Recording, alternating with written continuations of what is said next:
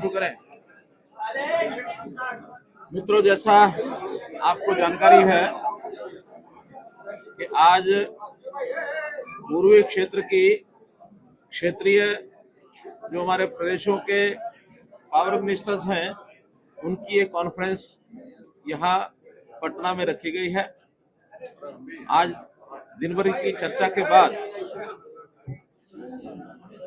वैसे तो देश भर में सभी क्षेत्रों की ऐसी मीटिंग हो रही है। आज ये 5वीं क्षेत्रीय मीटिंग थी और इस 5वीं मीटिंग के बाद देश भर की सभी हमारी क्षेत्रीय मीटिंग पूरी हुई है।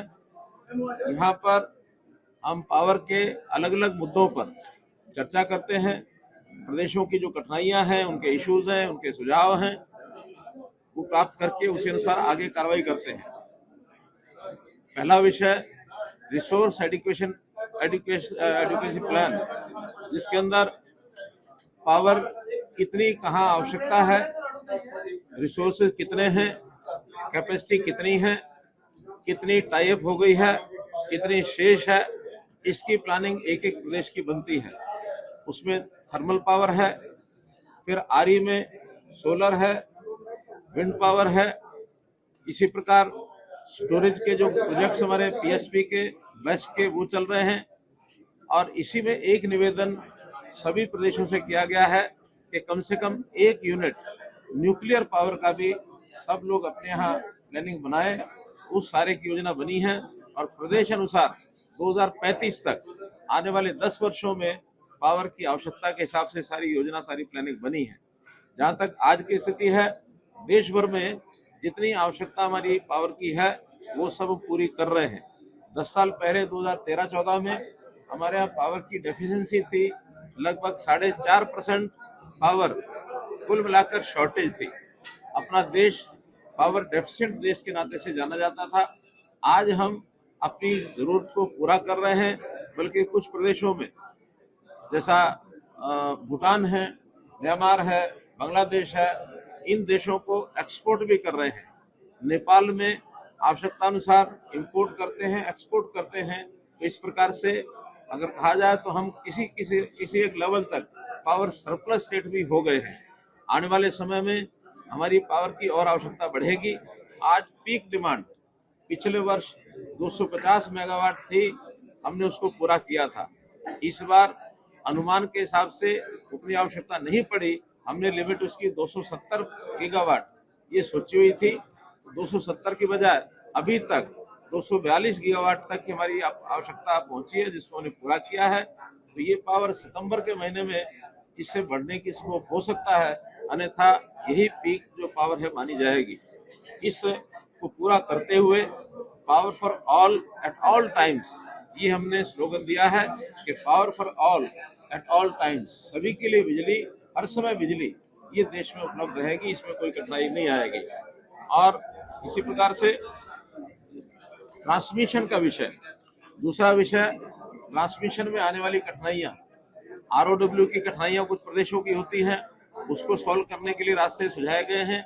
और फॉरेस्ट क्लियरेंसेस, ये भी कहीं कहीं अड़चन होती है, उसके लिए भी हम अपने वन विभाग के मंत्री उनसे बात करके जितने ऐसी कठिनाइयां हैं उनको सबको सॉल्व करने की और ये कोशिश करेंगे। साइबर सिक्योरिटी ये भी अपने आप में बड़ा इशू हो गया है।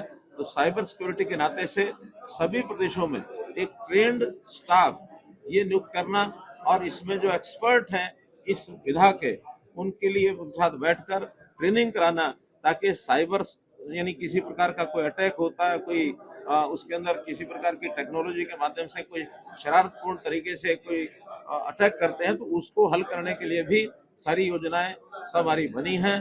पिछले दिनों में जब ऑपरेशन सिंदूर था, ऑपरेशन सिंदूर के समय हमारे जो विरोधी लोग थे उन्होंने ऐसी कोशिशें की, लेकिन सब कोशिशें जो है वो फेल कर दी गई। हमारा जो सिस्टम है वो इंटैक्ट रहा है, उसमें कहीं कोई कठिनाई नहीं आई है। आइलैंडिंग स्कीम नई स्कीम है। इसमें अगर कहीं कोई लोड के नाते से कहीं कम होता है, ज्यादा होता है, और ज्यादा लोड के कारण से अगर किसी एरिया में ट्रिपिंग होती है, तो पूरे एरिया को जिसमें लोड ज्यादा बढ़ता है उसको आइलैंड बना करके उसको सेपरेट करने का एक सिस्टम भी बनाया है, ताकि उसका असर बाकी कहीं भी और न जाए, तो छोटे स्थान पर भी आइलैंडिंग करके उसको उसकी डिमांड और सप्लाई को ठीक कंट्रोल किया जा सकता है। डिस्कॉम्स में बहुत से रिफॉर्म्स ये भी किए हैं। डिस्कॉम्स अपने आप में यानी अपने पैरों पर खड़ा हो, फाइनेंशियल वायबिलिटी उसकी बने, हमारी जो AT&C लॉसेज वो कम कैसे हो, हर प्रदेश के अलग अलग से ये सारे काम किए जा रहे हैं। मैं विशेष तौर पर बिहार प्रदेश को इसमें बधाई देता हूं कि उन्होंने अपने आप में बहुत चीज़ों में तेजी से सुधार किया है, चाहे AT&C लॉसेज का हो, चाहे स्मार्ट मीटर का विषय। 80 लाख स्मार्ट मीटर्स इन्होंने यहाँ बिहार में लगाए हैं, अपने आप में एक रिकॉर्ड है।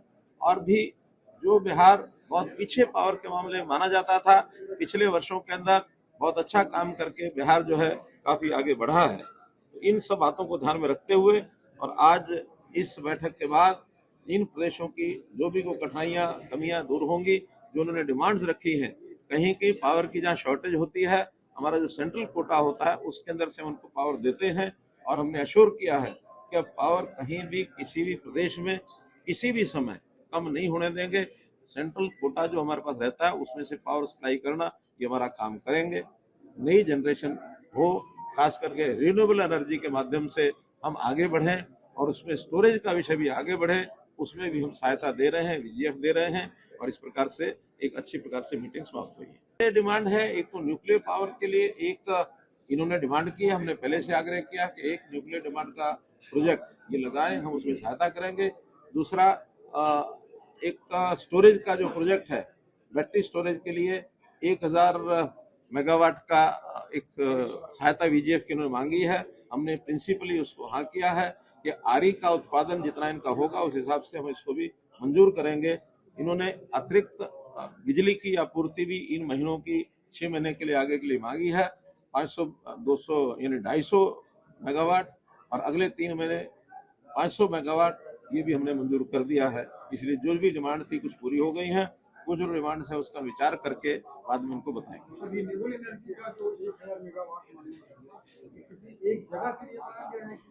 ये 1000 मेगावाट का स्टोरेज का एक स्टोरेज की कैपेसिटी जो ये बनाएंगे उसमें उनको VGF देंगे। 18 लाख रुपया पर मेगावाट के हिसाब से VGF का एक रेट होता है। 15 जिलों में नहीं है, ये तो एक जगह पावर की अपनी कैपेसिटी को बढ़ाने के लिए पूरे प्रदेश में पावर जहां सप्लाई करेंगे वो। धन्यवाद। अगर आप ये वीडियो YouTube पर देख रहे हैं तो हमारे चैनल को सब्सक्राइब करें और बेल आइकन को दबाना ना भूलें। अगर आप Facebook पर ये वीडियो देख रहे हैं तो हमारे पेज को लाइक करें।